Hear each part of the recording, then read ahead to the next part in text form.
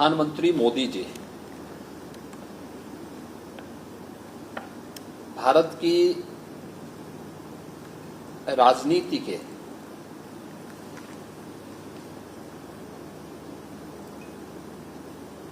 एक ऐसे चमकते हुए सूर्य हैं जिनके विजनरी लीडरशिप में आज भारत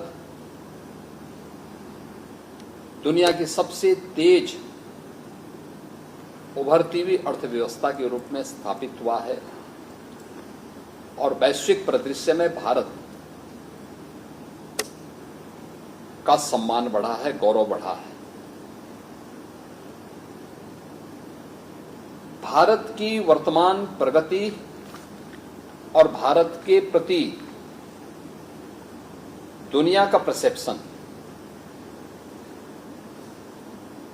आज जो बदला है उसका श्रेय मोदी जी को जाता है और मोदी जी इसलिए सफल हुए। अब तक के सफलतम प्रधानमंत्रियों में मोदी जी की गिनती और मोदी जी के प्रति आदर का भाव न केवल भारत में बल्कि दुनिया में है, क्योंकि मोदी जी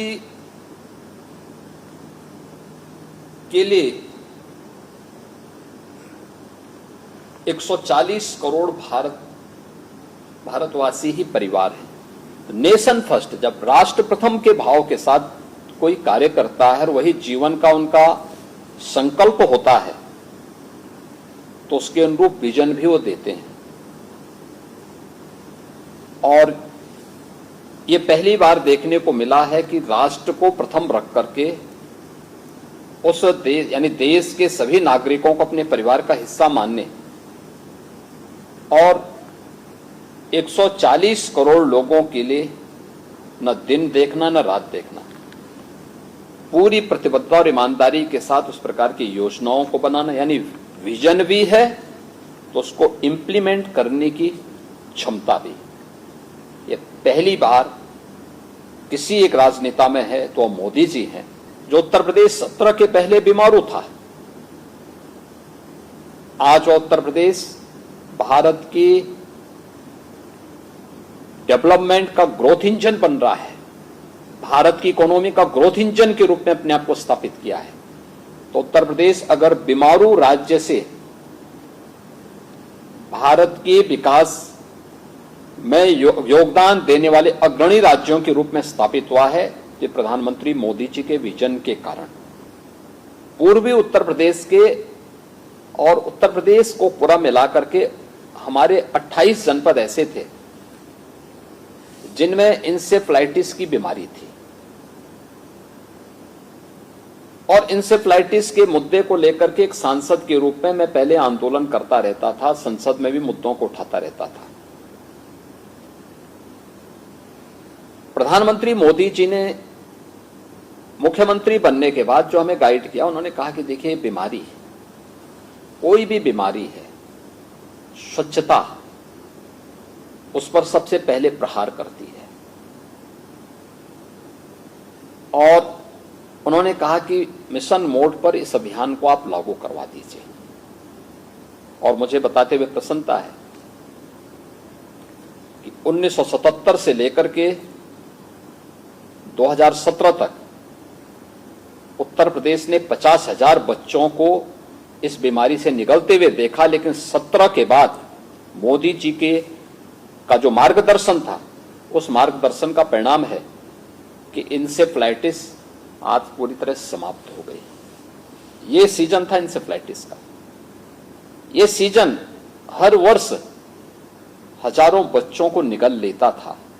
आज उन सभी परिवारों में निश्चिंतता है, क्योंकि स्वच्छ भारत मिशन, आयुष्मान भारत, हर घर नल की योजना प्रभावी ढंग से जमीनी धरातल पर उतरी है। पोषण मिशन की स्कीम जमीनी धरातल पर उतरी है। आज परिणाम हमारे सामने है कि मोदी जी ने जो विजन दिया हमने उतारा। आज इंसेफ्लाइटिस की समस्या का समाधान पूरी तरह हुआ। मुझे याद है जब 17 में मैं मुख्यमंत्री बना था और मैं नवंबर 17 में आदरणीय प्रधानमंत्री जी से मुलाकात करने के लिए दिल्ली गया था। मैंने प्रधानमंत्री जी से अनुरोध किया कि हम लोग एक इन्वेस्टर समिट करना चाहते हैं। प्रधानमंत्री जी जोर से हंसे और उन्होंने कहा कि इन्वेस्टर समिट यूपी में? मैंने कहा हाँ। उन्होंने कहा बैठो। उन्होंने कहा देखो भाई ये चीजें आप ठीक करिए, ईज ऑफ डूइंग बिजनेस को ठीक करना पड़ेगा, इसी सेक्टर में रिफॉर्म करना पड़ेगा, लैंड बैंक बनाना पड़ेगा, सुरक्षा के वातावरण को और बेहतर करना पड़ेगा। इन चीजों को इस रूप में करिए और तैयारी जब करोगे मुझे बताइएगा, मैं आऊंगा। आप देखें आज देश के अंदर सर्वाधिक निवेश यूपी में आता है, ये उनके विजन के कारण। 60 लाख नौजवानों को हमने इसके माध्यम से यूपी के अंदर नौकरी दी है, रोजगार के साथ जोड़ा है। मुझे याद है 2017 में भारतीय जनता पार्टी का लोक कल्याण संकल्प पत्र बन रहा था। उन्होंने कहा भी देखो यूपी के लिए परंपरागत उद्यम को इसमें स्थान दीजिए, यूपी की ये ताकत है और इसको उत्तर प्रदेश में हमें आगे बढ़ाना है। हमने 1 डिस्ट्रिक्ट 1 प्रोडक्ट की स्कीम भी उन्हीं के विजन से इंप्लीमेंट की थी, जो आज उत्तर प्रदेश की सक्सेसफुल स्कीम है और ये देश के अंदर अन्य राज्यों के लिए भी एक प्रेरणा बन गई है। ये मोदी जी की प्रेरणा से, देखिए उनका मार्गदर्शन और नेतृत्व हमें और पूरे देशवासियों को निरंतर प्राप्त हो। भारत की विरासत के लिए और भारत के विकास के लिए उनका जो योगदान है, हर भारतवासी इसके लिए उनका अभिनंदन करता है, प्रधानमंत्री जी को जन्मदिन की बधाई देता है और प्रभु श्री राम से इस बात की प्रार्थना करता है कि विकसित भारत की संकल्पना में उनका निरंतर नेतृत्व भारत को प्राप्त